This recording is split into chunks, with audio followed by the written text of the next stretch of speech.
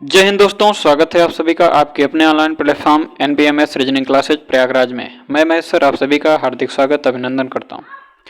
दोस्तों की उत्तर प्रदेश पुलिस का एग्जाम लगा हुआ है। 23 तारीख से आप लोगों का एग्जाम चालू हुआ है दोस्तों।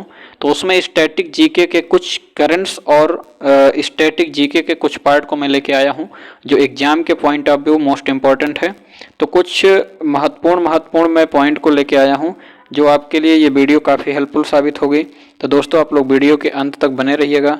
उम्मीद करता हूँ वीडियो आपको पसंद आएगा। अगर वीडियो आपको पसंद आए तो एक लाइक, कमेंट, शेयर और साथ ही साथ दोस्तों जो नए हैं वो सब्सक्राइब करना ना भूलें। आप लोग के सपोर्ट की मुझे सख्त ज़रूरत है। दोस्तों बिना विलंब किए हुए वीडियो की हम लोग शुरुआत करते हैं। दोस्तों इसमें पहला पॉइंट मैं लिया हूँ वर्तमान में जो सेना से संबंधित प्रश्न है, मैंने उनको 3-4 पॉइंट को ले लिया है। वर्तमान में जैसे कि CDS प्रमुख कौन है, तो दोस्तों CDS प्रमुख वर्तमान में अनिल चौहान जी हैं जो दूसरे नंबर के CDS प्रमुख हैं। पहले नंबर के CDS प्रमुख जो है उनका हेलीकॉप्टर में क्या हो गया था, हेलीकॉप्टर दुर्घटना में वो शहीद हो गए थे। तो दूसरे नंबर के चीफ प्रमुख बने हैं CDS प्रमुख अनिल चौहान जी। दूसरे हैं थल सेना प्रमुख कौन है, तो वर्तमान के थल सेना प्रमुख हैं दोस्तों, वर्तमान के थल सेना प्रमुख हैं उपेंद्र द्विवेदी जी जो 30वें नंबर के थल सेना प्रमुख हैं, 30वें नंबर के। अगला है पॉइंट दोस्तों नौसेना प्रमुख कौन है, तो दोस्तों नौसेना प्रमुख वर्तमान समय में दिनेश कुमार त्रिपाठी जी हैं जो 26वें नंबर के नौसेना प्रमुख हैं।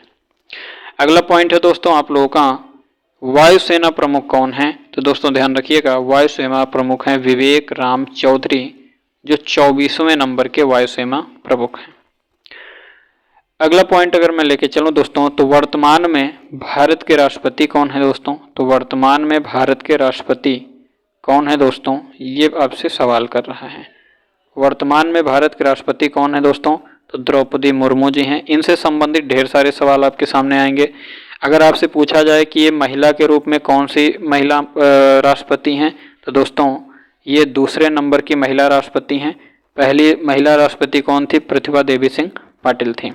इनका कार्यकाल दोस्तों द्रौपदी मुर्मू जी का कार्यकाल है दोस्तों 2022 से 2027 तक है। अगर बात किया जाए किस नंबर की राष्ट्रपति हैं, महिला के रूप में तो सेकंड महिला हैं, लेकिन अगर पूछा जाए किस नंबर की राष्ट्रपति हैं तो दोस्तों ध्यान रखिएगा ये जो है 15वें नंबर की राष्ट्रपति हैं। अगर पूछा जाए ये अगर हाँ यहीं से एक सवाल और बनेगा कि प्रथम आदिवासी महिला राष्ट्रपति कौन है, तो दोस्तों ध्यान रखिएगा तो भी आपका जवाब क्या होगा दोस्तों, द्रौपदी मुर्मू। अब यहीं पर एक सवाल और बन चुका है कि द्रौपदी मुर्मू जी किस जाति से संबंधित हैं, तो ध्यान रखिएगा दोस्तों ये संथाल जनजाति से संबंधित हैं।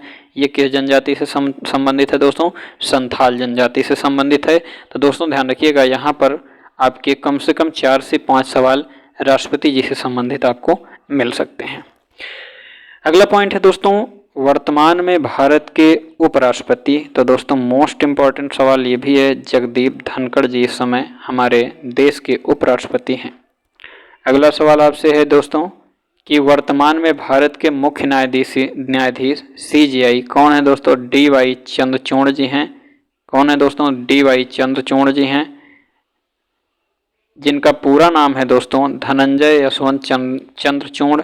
अगर पूछा जाए किस नंबर के CJI हैं दोस्तों, तो ध्यान रखिएगा ये 50वें नंबर के CJI हैं। किस नंबर के हैं, 50वें नंबर के। अगला पॉइंट आपसे कह रहा है कि वर्तमान में भारत के महान्यायवादी कौन हैं, तो ध्यान रखिएगा अटॉर्नी जनरल ऑफ इंडिया कौन है दोस्तों, तो R वेंकट रमणी इस समय भारत के महान्यायवादी हैं। अगला पॉइंट आपसे कह रहा है दोस्तों वर्तमान में भारत के नियंत्रक एवं महालेखक परीक्षक CAG कैग कौन है इस समय हमारे देश के, तो ध्यान रखिएगा दोस्तों GC मुर्मू जिनका पूरा नाम है गिरीश चंद्र मुर्मू। ये 14वें नंबर के कैग हैं दोस्तों, ये आपको ध्यान रखने की ज़रूरत है। 14वें नंबर के कैग हैं, मोस्ट इम्पॉर्टेंट है। ठीक है, अगले पॉइंट की ओर अगर हम लोग बढ़ते हैं दोस्तों, अगला पॉइंट हम अब यहाँ पर देखिए महत्वपूर्ण सवाल अब यहाँ से शुरू होता है और यहाँ से सवाल भी बनते हैं, ये बात आपको ध्यान रखने की आवश्यकता है। यहाँ से मैंने देखा कि वर्तमान की जो सरकार बनी है भारत सरकार, इसमें ध्यान रखिएगा दोस्तों, कुल 71 मंत्रियों ने शपथ लिया था। लेकिन आपके एग्जाम के नज़रिए से इम्पोर्टेंट होते हैं कैबिनेट मंत्री। कैबिनेट मंत्री से संबंधित किस मंत्री को कौन सा मंत्रालय मिला है, इससे संबंधित प्रश्न पूछे गए हैं पिछले वर्षों में और वर्तमान में भी पूछे जाने की संभावना है, आगे भविष्य में भी आपको पूछे जाने की संभावना है। तो मैंने यहाँ से सभी 30 कैबिनेट मंत्रियों के लिस्ट को मैंने यहाँ पर बना दिया है, तो इसको मैं आपको बताने चल रहा हूँ दोस्तों। बहुत ध्यान से इस बात को आप देखते चलिएगा। कुछ लोगों को आप जानते भी होंगे, कुछ जो चेंज हुए हैं, कुछ नहीं भी चेंज हुए हैं, कुछ नए आए हैं, तो सबको आपको ध्यान रखना है। यहाँ से सवाल आपका बन सकता है। तो यहाँ पर भारत के सभी 30 कैबिनेट मंत्री कौन कौन हैं, तो पहला पॉइंट मैंने लिया है गृह मंत्रालय। जो मोस्ट इंपॉर्टेंट मंत्रालय होता है, गृह मंत्रालय और सहकारिता मंत्रालय। ये दो मंत्रालय किसको मिला दोस्तों, अमित शाह जी को मिला है, गृह मंत्रालय और सहकारिता मंत्रालय। रक्षा मंत्रालय मिला है दोस्तों राजनाथ सिंह जी को, जो पिछली बार भी यही थे, और अमित शाह जी भी गृह मंत्रालय पिछली बार अपने पास लिए थे। विदेश मंत्रालय, ये भी भैया डॉक्टर सुब्रमण्यम जयशंकर के पास था और वर्तमान में भी है। वित्त मंत्रालय पिछले सत्र में भी निर्मला सीतारमण जी के पास था और वर्तमान में भी इन्हीं के पास है।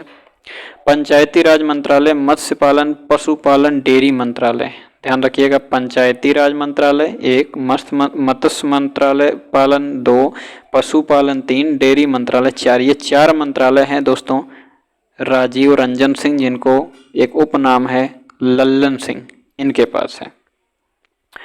और एक मंत्रालय है दोस्तों सड़क परिवहन एवं राजमार्ग मंत्रालय। अपने यहाँ देख ही रहे होंगे इस समय यूपी से लेकर के आप चाहे उत्तर से पूरे दक्षिण तक जाएं और चाहे पूरब से पश्चिम तक जाएं, किसी भी राज्य में जाएं, तो इस समय सड़क पर खूब काम हो रहा है। और सड़क परिवहन और राजमार्ग मंत्रालय किसके अंडर में है दोस्तों, नितिन गडकरी जी को मिला है। अगले पॉइंट की ओर बढ़ते हैं, आगे ध्यान दीजिएगा। अगला है दोस्तों स्वास्थ्य परिवार और कल्याण मंत्रालय, रसायन और उर्वरक मंत्रालय। स्वास्थ्य परिवार कल्याण, अब देखिए रसायन उर्वरक मंत्रालय उतना इंपॉर्टेंट नहीं है, लेकिन स्वास्थ्य परिवार कल्याण मंत्रालय मोस्ट इंपॉर्टेंट है। तो जब स्वास्थ्य परिवार कल्याण मंत्रालय हम जानेंगे किसके पास है, तो साथ में रसायन और उर्वरक मंत्रालय भी जानेंगे। ये दोस्तों किसके पास है, तो यहाँ से आपका आंसर बनेगा JP नड्डा जी के पास है। अगला पॉइंट है दोस्तों कृषि और किसान कल्याण मंत्रालय, ग्रामीण विकास मंत्रालय। तो ये बहुत ही चर्चित मुख्यमंत्री रहे हैं शिवराज सिंह चौहान जी, इनके पास है। अगला मंत्रालय है ऊर्जा मंत्रालय, शहरी मामलों के मंत्रालय। तो ध्यान रखिएगा ये मनोहर लाल खट्टर जी, जो कि पूर्व CM भी रह चुके हैं, इनके पास है। भारी उद्योग और सार्वजनिक उद्यम मंत्रालय, इस्पात मंत्रालय। भारी उद्योग, सार्वजनिक उद्यम मंत्रालय और इस्पात मंत्रालय, ये दोस्तों HD कुमार स्वामी जी के पास है, HD कुमार स्वामी जी के पास है। अगला मंत्रालय है दोस्तों उपभोक्ता मामले, खाद्य और सार्वजनिक वितरण मंत्रालय, नवीन एवं नवीकरणीय मंत्रालय। तो उपभोक्ता मामले खाद्य मंत्रालय पूछ सकता है, तो प्रहलाद जोशी जी के पास है दोस्तों, ध्यान रखिएगा।